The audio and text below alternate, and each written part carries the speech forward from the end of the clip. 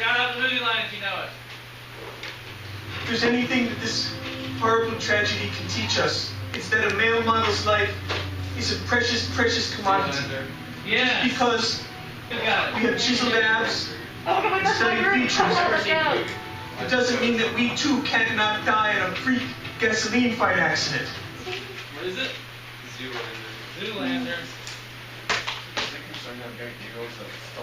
What group are you in? Carter, what group? Oh, I got You're in my group. I don't know what that Purple. group is. Hey, purple. Oh, okay. Oh, they're orange. We are orange. Alright, Bless you. That's a really One show. million, sorry.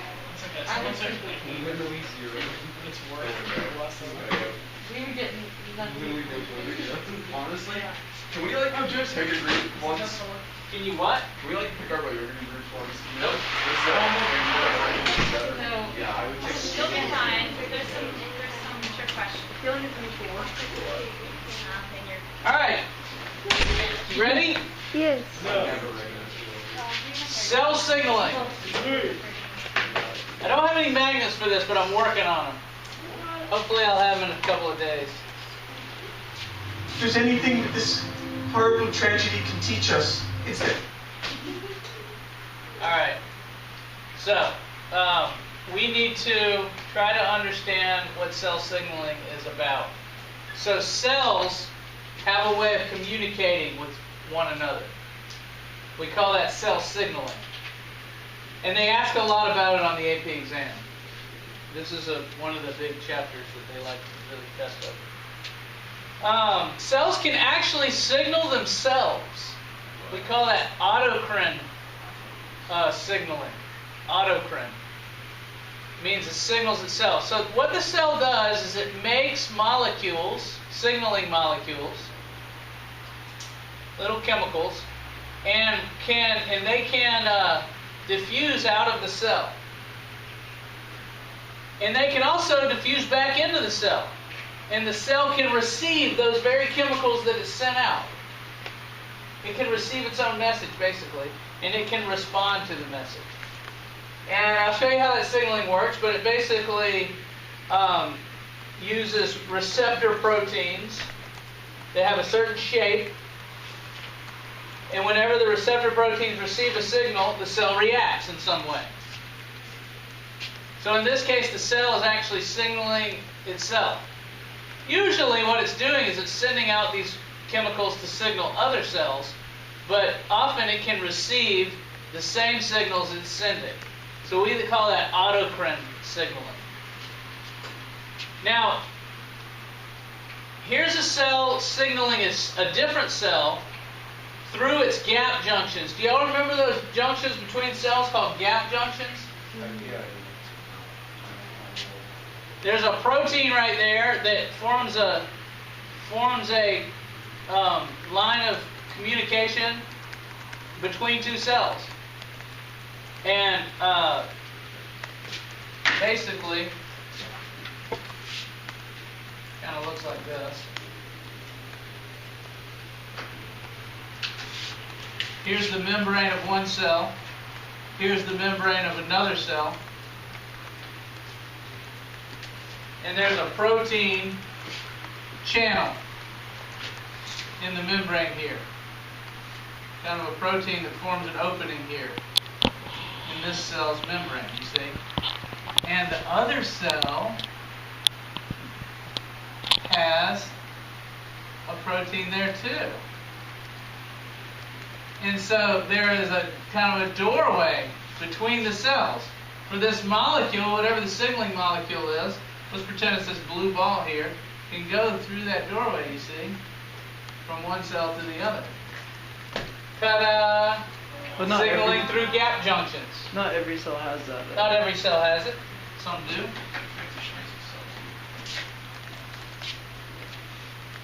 Now, paracrine signaling is when a cell creates chemicals. Sometimes they're just tiny proteins, but they could be fats too, that leave through the cell, they diffuse out of the cell, and then they go to another cell we call this the signaling cell. We call this the target cell. The target cell receives the signals. Now, if those same chemicals can come back into the cell and signal itself, it's also doing autocrine signaling. But when they go to another cell and activate that cell, they're doing paracrine signaling. We see paracrine signaling in nerve cells. I don't know if, do you remember from regular biology a synapse? Do you remember where a nerve cell would send out neurotransmitters across a small gap called a synapse? Thomas remembers it. And they would activate the next cell and cause it to fire the signal along. That's paracrine signaling. It usually only works a short distance. The target cell has to be pretty near the signaling cell for this to work. Now, endocrine signaling, you may have heard of an endocrine gland from regular bio. Y'all remember the endocrine system? Charlie, do you remember the endocrine system? You seem like a guy that would remember the endocrine system. I may or may not. So these are all of the glands in your body that release hormones. Your pituitary gland, your pancreas, your adrenal glands. Do you remember those glands?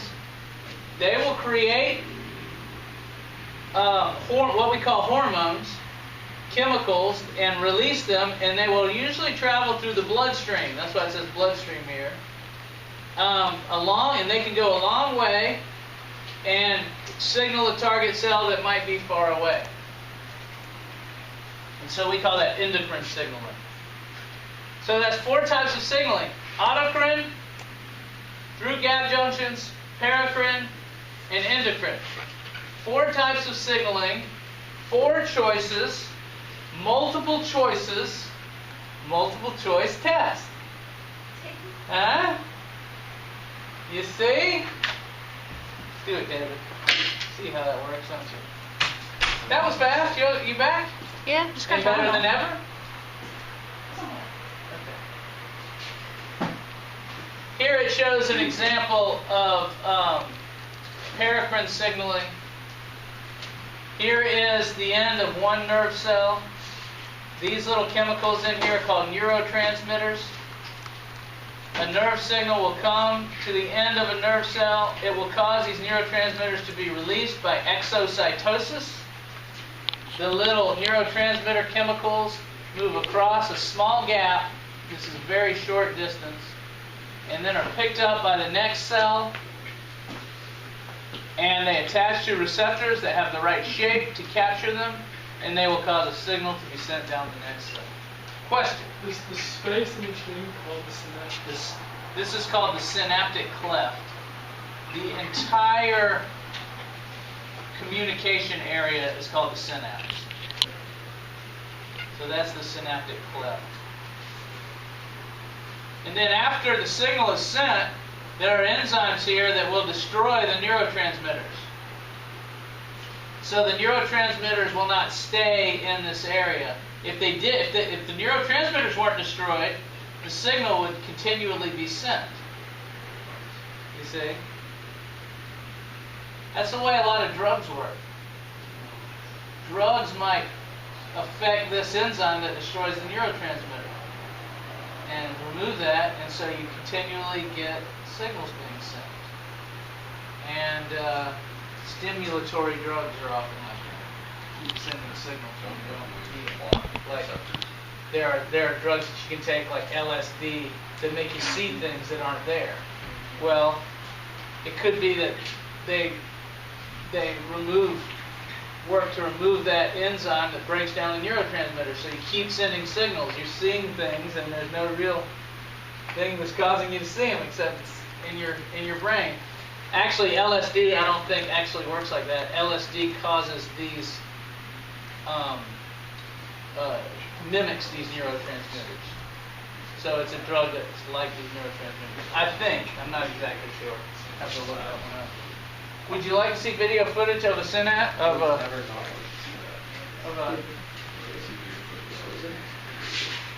This is paraffin signaling. Synapse at work. Communication between two neurons begins when an electrical impulse called an action potential travels along the axon of a presynaptic neuron toward the axon terminal. The action potential cannot cross the synaptic space. When it reaches the axon terminal, it causes membranous sacs called vesicles to move toward the membrane of the axon terminal.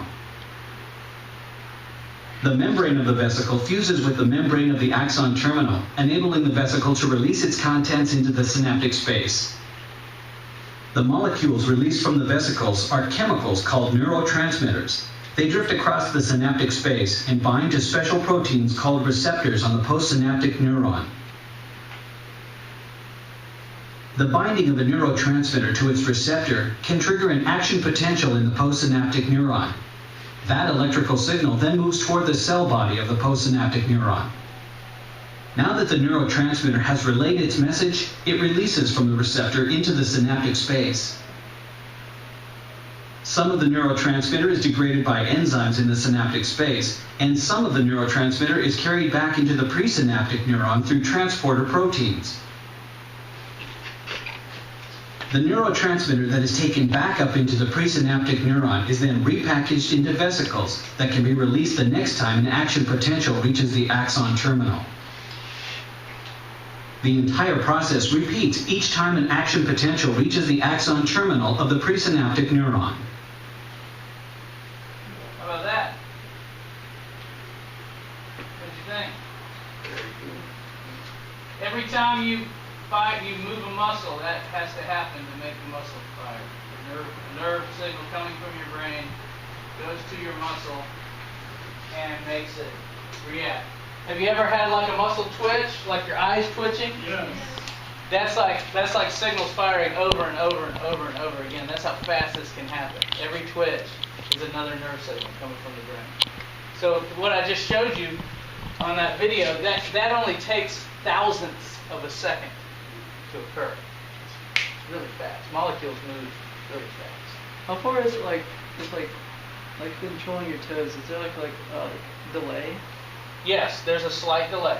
By the time you send the signal and the time it gets there and causes your muscle to move, it takes like 1/100th of a second. And that delay can actually be measured, but it's very slight. You don't notice it. It's like so fast. You feel like as soon as you want to move your finger, you can move your finger. But there's actually a small delay from the time you send the message to move it and the time it actually moves. Pretty cool, huh? Mm-hmm. Let's talk about the molecules. Now, many molecules that are used for signaling are hydrophobic. Y'all know what hydrophobic means? They don't like water. Scared of water, don't like water. Hydrophobic molecules can go right through the membrane because the membrane, the fatty acid tails of the membrane. I want to put a phospholipid on the board. Why not? Put a phospholipid on the board. Sometimes it's just fun to put a phospholipid on the board. Bam. There we go. Now, here's a phospholipid. Remember, this part is charged and is attracted to water. But these fatty acid tails are toward the inside, and there'd be another one on the bottom here pointing up. And these are the tails that are really the barrier for the cell. Now, hydrophilic molecules that like water, if this were a hydrophilic molecule, let's say this right here, if this were a hydrophilic molecule, it would go down here, but then it would be pulled back up by the electrical charge of the water molecules. These hydrophobic chains, though, that face down in the middle, let's say here's an oxygen molecule. Oxygen isn't charged, so it's not attracted to the water molecules, and these charged parts, the phosphate and the nitrate here are charged also. The oxygen molecule is not attracted to those. So it can go right down here, it can squeeze between the tails, whoops, It can go right through the membrane because it's not hydrophilic. The oxygen molecule is hydrophobic. And hydrophobic molecules are often used for signaling. And so they'll go right through the membrane. Here's the outer membrane. They go right through it. And they're usually picked up by a receptor molecule somewhere in the cytoplasm of the cell. So the signaling molecule attaches to the receptor here, and now we have this signal receptor complex that can then go right into the nucleus. This purple part's the nucleus of the cell. And usually there's a part on the DNA where this hormone molecule and the receptor can attach and get the DNA to transcribe. Do y'all remember from regular biology what transcription and translation were? Taking the DNA and making a copy of it, making an RNA copy of it, and then making a protein. This can get the whole thing started. Often, signaling molecules that are hydrophobic are often fat-based molecules. In other words, they have a fatty acid chain or a fat in their structure. For instance, steroids. Steroid hormones are based on fat. They're usually made from cholesterol. And they can go right through the membrane because they're hydrophobic. And so people who take steroids, they're taking something that's like testosterone. It's the same shape of testosterone, and testosterone builds muscle. It goes right through the membrane. It's received by a receptor molecule. It goes into the nucleus. It tells the DNA to make more muscle proteins. And then the muscle proteins leave the cell, leave the nucleus, and they go make the muscle cell bigger, basically. And your muscles get bigger. That's what, when you're looking at me up here, you're saying, probably on steroids, right? Because I'm so big. Mm-hmm. But it's not true. No. This is all natural. So, you want to see video footage? Yeah. Video footage of steroids.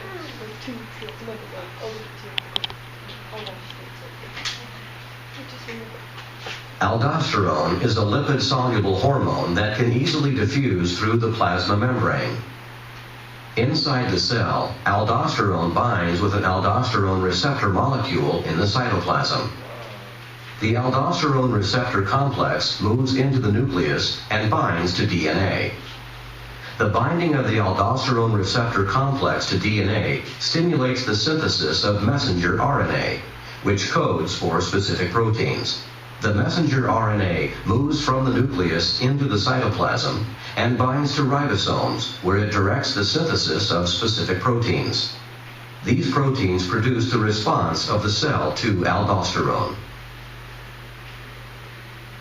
If that's a muscle protein, your muscle would get bigger.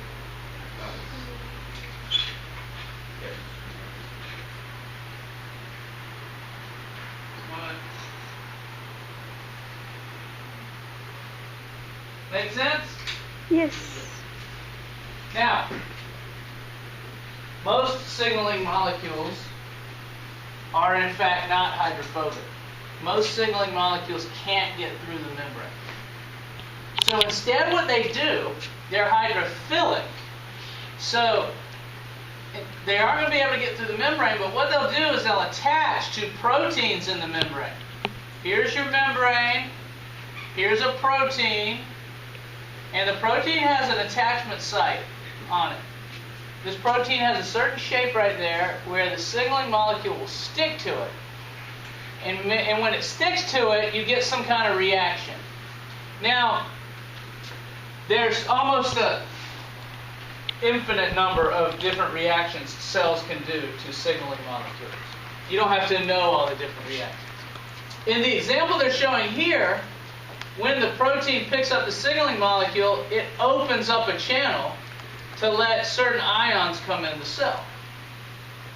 And those ions might then have an effect on the cell. Again, there's thousands of different effects. So let me show you one example of that in this video.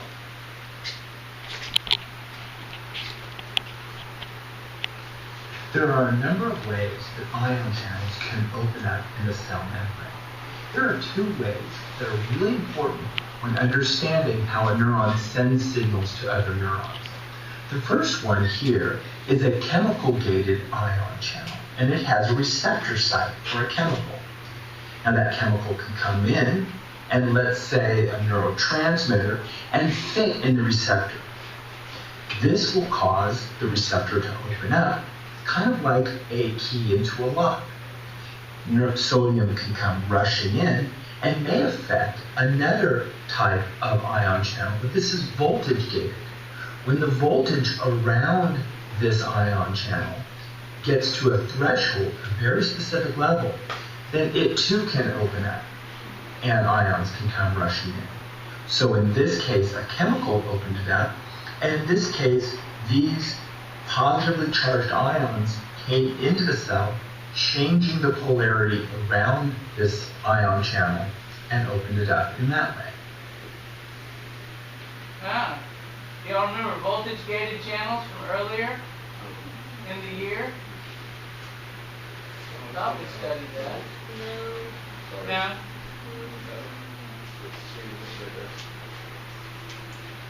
Now, often, the signaling molecule will activate what's called G proteins.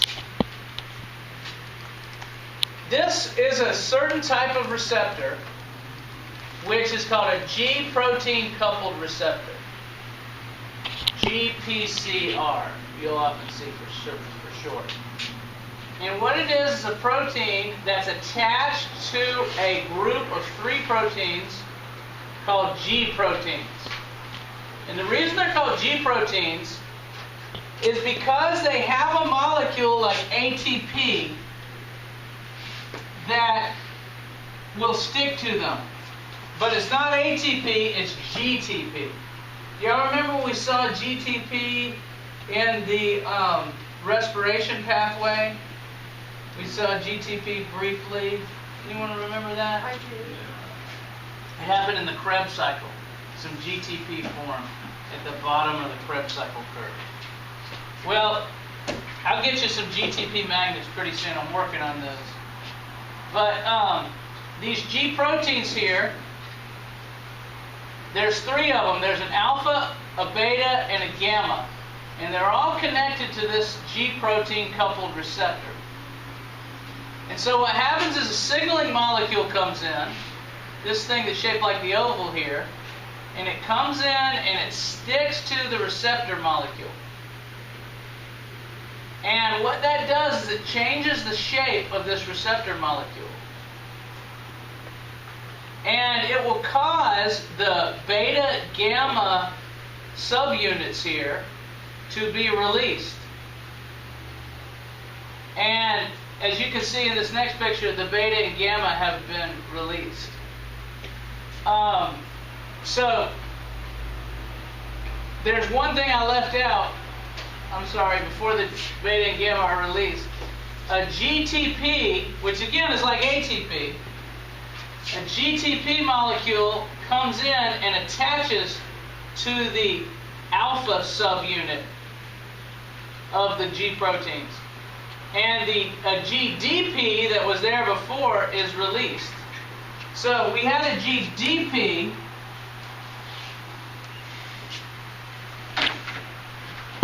It's a little confusing here.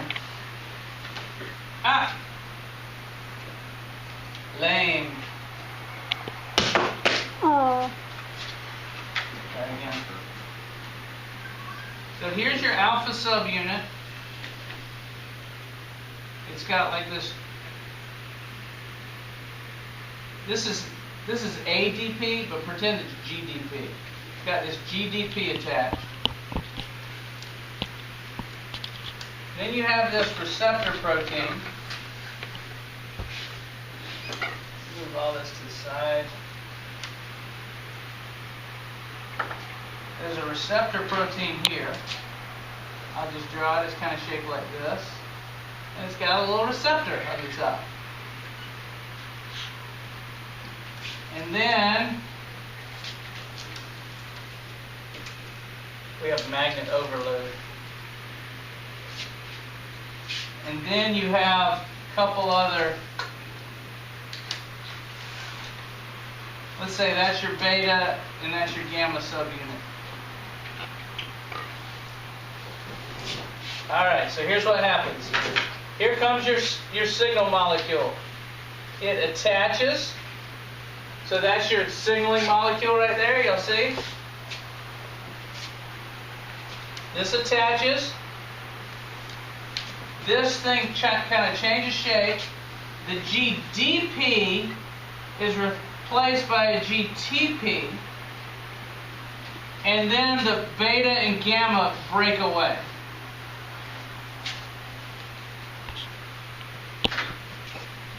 And now this beta and gamma subunit can float away. Now it's usually attached to the membrane. One thing I'm not drawing here is there's a cell membrane here. These are all membrane proteins. So here's a cell membrane here. It's a phospholipid bilayer. And this beta gamma subunit is kind of attached to the membrane there. This alpha subunit is also attached to the membrane. It's got like a fat that comes off of it that's attached to the membrane. And these two also have a fat that comes off of it and stays in the membrane. And so the signal's received, this thing changes shape a little bit, the GDP comes out, the GTP comes in, and this thing's released and can float away, but it still stays attached to the membrane the whole time. It's got a little piece of it sticking up here, if I can make it like that. So it stays attached to the membrane, and it floats away, and that thing can cause something else to happen. The GTP that's in here now will lose one of its phosphate groups. And when it does that, this whole thing comes off too. And it can float away and cause something else to react to it. These two pieces here are signaling molecules that can signal other things in the cell.